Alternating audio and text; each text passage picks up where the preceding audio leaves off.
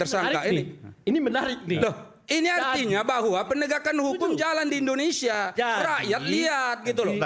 Ini bagian daripada keberhasilan. Pak Taonan mengatakan salah satu keberhasilan Pak Prabowo itu adalah penegakan hukum terjadi. Oke, kita ambil tuh ya.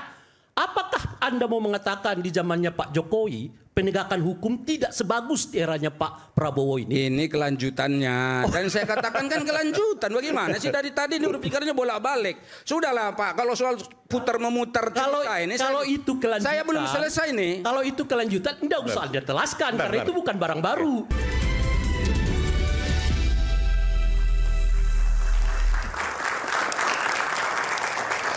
Kembali di Rakyat Bersuara, tadi ada pertanyaan yang masih menggantung dari Bung Rey Rangkuti. Sekarang saya berikan waktu dan tempat. Saya persilakan Bung Rey. Nah, saya bertanya bukan mau komentari. Bertanya betul. Ini makanya. Kira-kira apa kiat Pak Prabowo sehingga bisa melampaui tingkat kepuasan dari Pak Jokowi dalam rentang cuma 100 hari.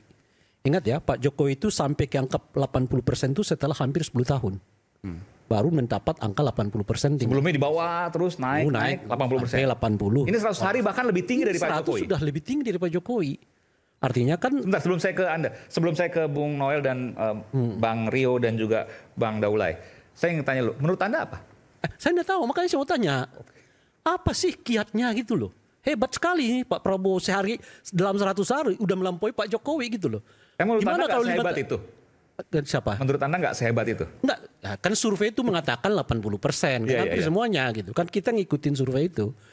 80% melampaui Pak Jokowi yang bekerja selama 10 tahun baru dapat 80%. Ini cuma 100 hari. Yang kebayang sama saya, dalam 100 hari aja udah 80,9%. Bagaimana kalau 50 tahun? Bisa-bisa sampai 120, 130% loh itu tingkat kepuasannya gitu. Ini itu bayangan saya. Betul. Bukan Pak Jokowi sebagai presiden yang disebut sebagai paling hebat ya sepanjang sejarah reformasi gitu hanya 80%. Pak Prabowo 80% itu cuma 100 hari gitu loh. Jadi begini, kita mau lihat apa sih kira-kira ini perlu diluruskan. Jadi maksud Anda bukan Pak Prabowo nggak mungkin bisa 80% melebihi Pak Jokowi, bukan. Tapi kalau 100 hari saja itu bisa 80%, gimana nanti 1 tahun, 5 tahun, 10 tahun kalau 2 periode misalnya.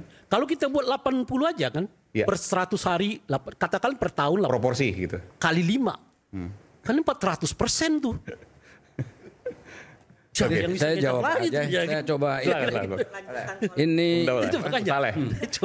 Ray Rangkuti kan ciri khasnya gitu tuh. Pertanyaan menjebak yang sebetulnya menurut saya kadang-kadang belum tentu kontekstual pertanyaannya. Pertama begini, soal Prabowo dan Jokowi atau Jokowi dan Prabowo. Pak Prabowo itu selalu menyatakan bahwa apa yang dilakukan pada masa dia sekarang ini adalah kelanjutan dari program-programnya Pak Jokowi. Jadi kalau sebelum turun Pak Jokowinya tingkat popularitas pemerintah pada saat itu kan udah di atas 70%, hampir 80% juga. Jadi hanya sebagai kelanjutan sebetulnya ini masuk akal. Itu satu. Kemudian yang kedua, program-programnya Pak Jokowi yang sangat populer kemudian diminati masyarakat itu tidak ada yang dipotong Pak Aiman. Ya coba lihat PKH, ya PKH itu masih, beasiswa PIP masih, malah ditambah MBG. Masa ya nanti itu dulu. Ini yang lama nih, yang lama. Ini Bapak dengar dulu ini supaya kelihatan nih, supaya Pak Ray tahu ini kenapa bisa bertambah. Kemudian BPJS Kesehatan yang gratis Pak, itu masih juga semua sama ya. Jadi itu kan besar tuh 96,8 juta orang dapat tuh gratis tuh semua. Kemudian ditambah lagi subsidi Pak, di mana-mana itu ada dan seterusnya. Jadi banyak program-program yang di masanya Jokowi sekarang malah justru dipertahankan oleh Pak Prabowo. Nah sehingga wajar kalau misalnya masyarakat kenal betul ini. Jadi nggak ada yang terusik sedikit pun dengan keberadaan Pak Prabowo sebagai presiden. Lalu bertambah sayang dengan Pak Prabowo masyarakat ini dengan apa? Dengan program-program baru. Contoh guru. Guru kan sering katakanlah quote and quote ya agak terusik karena gajinya selalu di bawah rata-rata Pak. Ya. Lalu sekarang Pak Prabowo menaikkan gajinya. Kemudian buruh kemarin. Ya kan mereka datang belum apa udah sih dah kita sesuaikan. Ya enggak? ongkos haji turun. Kan jelas, ini semua jelas Pak. Kemudian ada subsidi pupuk yang tadinya masih dipotong sana potong sini, sekarang harus sampai ke rakyat. Masuk Pak. Irigasi sekarang masuk ke rakyat. Kemudian ada lagi swasembada pangan yang sedang dikerjakan, semua rakyat lihat. Itu terbuka dan bisa diaudit. Ditambah lagi dengan program yang sangat populer yaitu MBG. Ini loh, jadi ini kan sudah sangat populer sekali. Akhirnya naik Pak.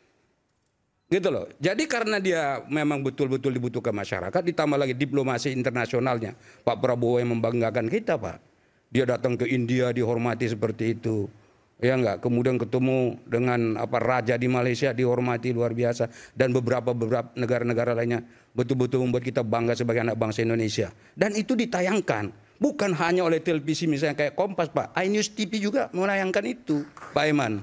Ya, jadi karena itu mestinya ini pertanyaannya saya katakan ya enggak seperti misalnya gini, oh ini kalau sekarang udah 82%, 83%, nanti 85, 80. Ini bukan angka hitungan kacang. Maksudnya hasil litbang. Paham saya, survei itu kan bukan begitu hitungannya. Ya. Emang begitu hitungannya. Jadi dari survei yang tidak seperti dari itu. Penyampaian Bung saya belum selesai Pak Rai. Makanya saya mau menindaklanjuti dengan pertanyaan supaya dilanjutkan lagi jawabannya. Dari yang disampaikan oleh Bung Partaunan ini mau mengatakan begini, kan tingkat kepuasan terakhir di Pak Jokowi itu 80%. Sekarang 80,9%. Artinya Pak Prabowo hanya menghasilkan 9% tingkat kepuasan. 0,9%. 0,9 ya, dalam waktu 100 hari. Jadi nggak ada 1%. Dan katakan 1% lah, kita bulatkan di 1%. 1% itu sumbangsih dari 1 MBG. Kedua kenaikan guru, kenaikan buruh, ya kan? Lalu apa tadi, PPN yang 20%, haji yang dimurahkan. Jadi udah begitu banyak digelontorkan oleh Pak Prabowo, tambahan-tambahan di luar apa yang sudah pernah dikerjakan oleh Pak Jokowi, ternyata tingkat kepuasan ke Pak Prabowo itu masih 1%. Oke, saya jawab ya. Iya. Udah paham, saya udah paham ke pertanyaannya. Dan ini sebetulnya adalah pernyataan yang saya katakan menelikung di ujung Pak. Sebab apa? Penjelasan saya tidak seperti itu. Saya katakan ini Pak Prabowo ini adalah kelanjutan dari Pak Jokowi. Andai kata programnya tidak bagus Pak, nggak tertutup kemungkinan turun sampai 50%. Tidak tertutup kemungkinan sampai turun 40%. Karena kelanjutan belum selesai, jangan dipotong dulu. Anda tadi bicara sedikit pun walaupun saya terganggu, saya nggak potong loh. Kita mau mengatakan justru karena kelanjutan, logika yang Anda bangun itu jadi benar.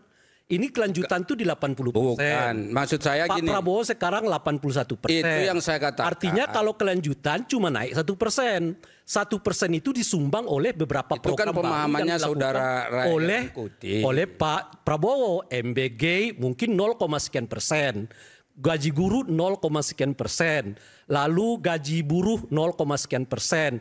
Haji yang dimurahkan 0, sekian persen. Gitu loh maksud saya. Jadi mungkin ini bahan evaluasi loh. Jadi MBG itu nggak sampai 1% loh efek kepuasannya kepada Pak Jokowi. Udah. Kalau cara lihatnya, cara penjelasannya. Ini kan Anda mengulang pernyataan Anda yang tadi nih. Iya. Ini kalau debat di sini jangan bolak-balik ngulang-ngulang pernyataan yang sama. Ya, habis waktu kita durasinya habis nggak bermanfaat. Jadi saya mengatakan bahwa apa yang dilakukan oleh Pak Prabowo disukai, disetujui, diminati oleh rakyat. Buktinya apa? Yang melakukan survei bahkan bukan Gerindra. Bukan pemerintah yang bikin survei. Yang bikin survei Kompas, Pak. Bapak tahu nggak latar belakangnya misalnya Kompas ini seperti apa mereka bikin survei? Selalu dijadikan panutan. Orang selalu percaya dari dulu sampai sekarang Kompas jadikan sebagai panutan, Pak. Dan nggak mungkin misalnya semua rakyat ini, oh deh kamu nanti pilih begini, kamu kasih tahu begini. Tidak. Ini independen. Jadi kalau misalnya hasilnya seperti itu, betul bahwa itulah hasil yang diinginkan secara objektif oleh rakyat. Itu buktinya. Tidak meragukan hasilnya, Bung. Itu bukan. Yang Tapi itu justru tapi dia justru karena kita berdasarkan survei itu. Survei itu mengatakan 81% kan. Kita andaikan. Lalu Anda menjelaskan 80% itu bagian dari kelanjutan kesuksesan Pak Jokowi. Oke, saya ambil tuh. Berarti Pak Jokowi udah menyumbang 80%. Kalau angkanya cuma 81%, berarti Pak Prabowo masih ini Anda yang ketiga kali nih mengulak-ulak balik ini. Iya, itu kan penjelasan enggak, yang ketiga kali. Enggak, ini saya juga akan mau menyatakan bahwa apa yang mau katakan lagi? Saya mau katakan bahwa pemahaman terhadap survei tidak seperti itu. Seperti apa? Lagi misalnya begini. Sekarang misalnya katakan, mohon maaf, ada satu orang presiden terpilih. Ternyata rakyatnya tidak suka, Pak. Dalam hitungan 6 bulan bisa jatuh. Coba, bisa nggak? Mungkin sekali rakyat nggak suka, jatuh dia. Di dalam kepemimpinan kita misalnya kayak kemarin siapa di presiden kita yang singkat? Misalnya mohon maaf, Gus Dur. Gus Dur kurang terkenal apa, Pak? Wibawanya, kiai besar dan semua orang suka dengan beliau. Tapi secara politik, kan beliau tidak bisa bertahan juga. Tapi kan sistemnya bisa berarti kan. Jadi ini bukan karena misalnya ini degenerate ini 80 tambah 1 sama dengan 81 dan seterusnya. Emang sesederhana masa rangkuti pemikirannya. Yang paling konkret. Anda ini kan paham soal survei. Masa yang paling konkret justru karena itu makanya kita tadi kan masuk ke sini. Enggak, itu salah. Yang paling konkret itu adalah salah Pak Soeharto hanya sekitar 7-8 bulan setelah ia dipilih yang kelima kali di dalam pemilu jatuh. Dan tingkat kemenangannya hampir 80%. Kalau Anda mau mengatakan begitu tuh, iya kan beda lagi. Berarti, ini berarti Anda membantah dan mendukung saya. Gus Dur dan Pak Harto kan beda sistem dengan sekarang. Kalau sekarang dipilih langsung. Bukan. Enggak. Oleh dan Sira ini Bung langsung sekarang pada saat dia ngomong begitu tadi mengakui dan menyetujui apa yang saya sampaikan. Iya. Terbukti dengan Soeharto dia sendiri yang ngomong. Soeharto berapa bulan langsung jatuh. Kan saya tidak Padahal Soeharto itu sangat kuat. Saya tidak dalam polisi dipegang, intelijen saya dipegang. tidak dalam membantah pernyataan Bung Partonan. Mana ada pertanyaan saya yang mengatakan membantah? Bukan. Justru saya mengikuti alur berpikir Anda. Anda menyebut bahwa tingkat kepuasan kepada Pak Prabowo itu bagian dari kelanjutan tingkat kepuasan kepada Pak Jokowi. Jadi nggak dibeda-bedakan. Oke, saya ambil tuh. Boleh saya tengahi Bang Eman. 80% tingkat kepuasan kepada Pak Jokowi yang sebelumnya diambil oleh Pak Prabowo, dibuat kreasi baru yang sekarang naik menjadi 81%. Tapi Pak Soeharto baru beberapa bulan terpilih, 7 bulan kalau tidak salah. Program-program baru Pak Prabowo terhadap itu presiden kepuasan itu Perdana Menteri di Thailand pun bisa langsung jatuh. Jadi ada banyak fakta dan contoh di mana alur berpikir Pak Partonan, bukan membantah. Oke, baik. Ada banyak contoh di luar negeri di mana pernyataan Anda itu salah. Kira-kira kalau baru 1% kenaikannya dari Pak Jokowi dari begitu banyak program. Tadi katanya gini, sebentar ya Pak Eman ya, saya jawab yang ini ya. Jadi begini, dia begitu menjawab dia tadi, langsung dia bilang sama kan setiap saya bertanya dijawab oleh dia, artinya pertanyaan saya jadi baru lagi. Ini kan saya belum menyatakan pernyataan saya. Sebentar ya. Tadi waktu Pak Noel menjelaskan soal bagaimana Pak Prabowo begini, langsung dia bilang, ini baru berapa bulan udah sekian persen. Nanti bagaimana kalau sudah sekian tahun? Berapa persen ini? Dia takut menjadi 90%. Kan itu pemahaman yang saya dapatkan. Takut. Nah sekarang begitu saya terangkan penjelasannya, langsung dia bilang, berarti cuma 1% nih peningkatannya. Ini kan berarti logikanya salah. Paman saya sebelumnya kan begitu. Makanya saya tanyakan, apa dan ada banyak contoh di negara lain, di negara kita juga. Saya tidak melihat menunjukkan bahwa logika dalam salah.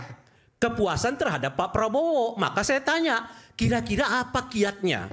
Pak Prabowo kok sampai 81%? Udah saya terangin kan? Nah dijelaskan oleh Bung Partonan. Udah saya terangin. Dan saya belum selesai langsung Anda potong. Penjelasannya adalah 80% itu kelanjutan Pak Eman, itu saya masih ada setengah lagi yang belum saya jelaskan. Misalnya saya balik lagi. Oke, kalau begitu. Saya kan belum menjelaskan setengahnya lagi. Gitu loh. Karena terus misalnya gini loh ya. Ada tadi sebetulnya penjelasan tambahan. Misalnya penegakan hukum, Pak. Penegakan hukum sekarang kan orang semua senang. Misalnya kayak MK, ya Mahkamah Konstitusi tiba-tiba memutuskan bahwa tidak ada presidensial threshold. Emang Anda pikir Pak Prabowo tahu soal pemutusan? Enggak tahu, buktinya jalan, enggak diintervensi. Ya kan? Kemudian apa lagi? Ya ini si A dijadikan tersangka, si B dijadikan tersangka. Ini menarik nih. Loh, ini artinya bahwa penegakan hukum jalan di Indonesia. Rakyat lihat gitu loh. Ini bagian daripada keberhasilan. Pak Tahunan mengatakan salah satu keberhasilan Pak Prabowo itu adalah penegakan hukum terjadi. Oke, kita ambil tuh ya. Apakah Anda mau mengatakan di zamannya Pak Jokowi penegakan hukum tidak sebagus di eranya Pak Prabowo ini. Ini kelanjutannya. Dan saya katakan kan kelanjutan. Bagaimana sih dari tadi ini berpikirnya bolak-balik. Sudahlah Pak, kalau soal putar-memutar cerita ini. Kalau itu kelanjutan. Saya belum selesai nih. Kalau itu kelanjutan, tidak usah Anda jelaskan. Karena itu bukan barang baru. MBG itu barang baru, perlu dijelaskan. Menolak 12% itu barang baru, perlu dijelaskan. Tapi kalau penegakan hukum yang sudah benar di zamannya Pak Jokowi seperti Anda sebut, dilanjutkan oleh Pak Prabowo, itu bukan barang baru, nggak usah dijelaskan. Udah masuk tuh ke angka 80%. Jadi begini Pak Rai, tadi kan Anda menanyakan apa saja. Jadi pada masanya Pak Prabowo ini semua yang diinginkan oleh masyarakat itu memang dipenuhi. Langsung atau tidak langsung. Jadi kalau Anda misalnya minta, ini pokoknya kita buat garis demarkasi, sebelah kiri begini, sebelah kiri begini. Oh ini kelanjutan, ini enggak kelanjut. Ini bukan hitung-hitungan angka-angka seperti itu Pak. Ini pemerintahan Republik Indonesia ini lebih rumit daripada Anda pikir. Ada 275 juta rakyat Indonesia yang diurus di sini. Iya kan, mulai dari sekolahnya, kesehatannya, makannya, pekerjaannya. Enggak segampang itu. Jadi karena itu jangan Anda masuk langsung begini setengahnya ini begini Pak Rai. Saya ini pendukung Prabowo. Udah 15 tahun sebelum dia jadi. Gak pernah pindah-pindah? Tidak pernah pindah. Dan saya ikut debat-debat di semua televisi pada saat pencalonan dia Pak. Dan saya tahu persis bagaimana memperjuangkan ini. Dan saya tahu persis bagaimana logika berpikir yang dibangun kemarin Prabowo, ketika ikut dengan Pak Jokowi, Anda nggak mendukung Pak Jokowi? Saya tidak dukung Jokowi. Oh enggak. Memang Presiden Jokowi tidak didukung oleh PAN Pak. 2 kali kita tidak dukung. Kan harus terbuka. 2 kali kita tetap jujur, kita tanya. Ya kan? 2 kali. Jadi nggak pernah dukung Pak Jokowi, gabung sama Pak Jokowi. Gitu loh kira-kira. Kok gabung dengan Pak Jokowi gimana? Kita sekarang mendukung Pak Prabowo. Kemarin. Kita diminta. Gini loh. Lupa. Ini begini. Saya tidak menolak itu juga. Kita diminta bergabung, Pak. Bukan minta-minta. Itu Anda salah berpikir lagi nih. Diminta bergabung? Diminta untuk bergabung ke kabinet. Karena kita diminta bergabung, ya tentu untuk pengabdian kita bagi Republik. Nah, maksudnya kita Pak masuk. Jokowi apa maksudnya? Kan maksudnya pemerintahan Pak Prabowo. 2 tahun sebelum habisnya periodenya Pak Jokowi, kita diminta bergabung. Ya. Jadi ternyata menurut mereka pergabungan itu bukan karena mereka menginginkan, tapi Pak Jokowi yang memang diminta Pak. Karena diminta maka masuk, meskipun mereka nggak mendukung Pak Jokowi. Tentu saja hukumnya setelah masuk ke Pak Jokowi ya mereka mendukung Pak Jokowi. Itulah hukumnya. Kalau mereka tidak mendukung, mereka akan menolak pernyataan itu. Kira-kira begitu. Saya tanya Pak Rai, emang sekarang Muhaimin Iskandar nggak dukung Pak Prabowo? Nah itu tanyakan ke Muhaimin. Loh ya Anda tadi ngomong begitu. Tanyakan dia sekarang masuk di dalam kabinet. Saya juga bingung tuh. Bukan logika berpikir Anda itu salah gitu. Saya juga bingung. Kok bisa gitu loh. Begitu saya mencoba membandingkan Anda sama kami di Rakyat Bersuara. Saya juga bingung.